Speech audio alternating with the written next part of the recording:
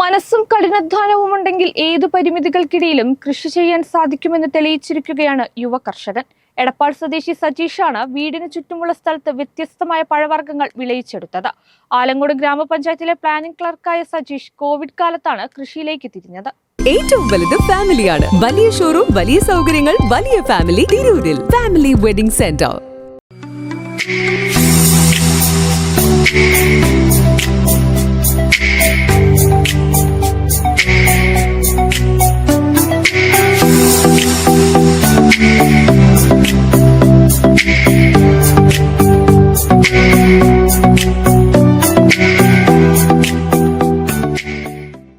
ഏതു പരിമിതികൾക്കിടയിലും കൃഷി ചെയ്യാൻ സാധിക്കുമെന്ന് തെളിയിച്ചിരിക്കുകയാണ് എടപ്പാൾ തട്ടാൻപടി സ്വദേശിയായ സജീഷ്. വീട്ടിലെ പരിമിതമായ സ്ഥലത്ത് വ്യത്യസ്ത ഫ്രൂട്ട്സുകളാണ് സജീഷ് വിളയിച്ചെടുത്തത്. കൃഷി ചെയ്യാൻ കഠിനാധ്വാനം ചെയ്യാനുള്ള മനസ്സ് മതിയെന്ന് തെളിയിച്ചിരിക്കുകയാണ് ഈ കർഷകൻ.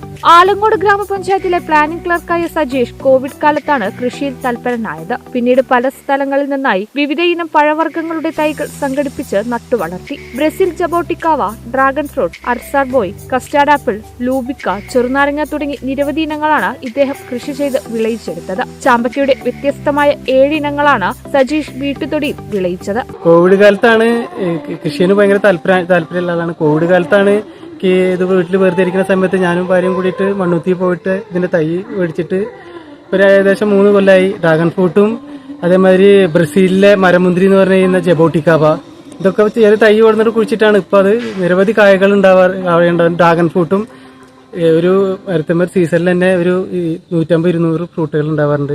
ആ ഫ്രൂട്ടുകളൊക്കെ ഇവിടുന്ന് ആയി കഴിഞ്ഞാൽ ഞാൻ പഞ്ചായത്തിൽ കൊടുത്തിട്ട് എല്ലാവർക്കും എന്റെ കൊടുക്കാറുണ്ട്. പിന്നെ മമ്മൂട്ടിയുടെ വീട്ടിലുണ്ടായ അരസാബോയി എന്ന് പറഞ്ഞ ഒരു ഫ്രൂട്ടാണ് മമ്മൂട്ടി ഫേമസ് ആയത്. മമ്മൂട്ടിയുടെ വീട്ടിലുണ്ടായിട്ട് മമ്മൂട്ടി അതായിട്ട് ജ്യൂസ് ഉണ്ടാക്കി കുടിച്ചിരുന്നത്. അതുകൊണ്ടാണ് ആ അർസാബോയി അത് ഇവിടെ വീട്ടിലുണ്ട്. എല്ലാതരം ഫ്രൂട്ടുകളും ഇപ്പൊ കുറെ അതേമാതിരി ഒരു 7 തരം ചാമ്പകളുണ്ട്.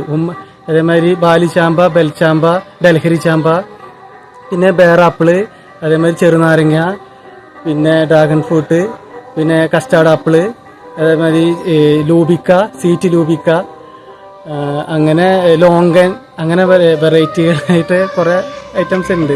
വിളവെടുത്തതെല്ലാം സുഹൃത്തുക്കൾക്ക് നൽകുകയാണ് പതിവ്. കൂടുതൽ കൃഷി ചെയ്യണമെന്ന് ആഗ്രഹമുണ്ടെങ്കിലും സ്ഥലപരിമിതിയും സമയക്കുറവുമാണ് തടസ്സമായി നിൽക്കുന്നതെന്നും കൃഷി എന്നത് നിലവിലെ സാഹചര്യത്തിൽ വിനോദ ഉപാധിയായാണ് കാണുന്നതെന്നും സജീഷ് പറയുന്നു. കേരള വിഷൻ, എടപ്പാൾ.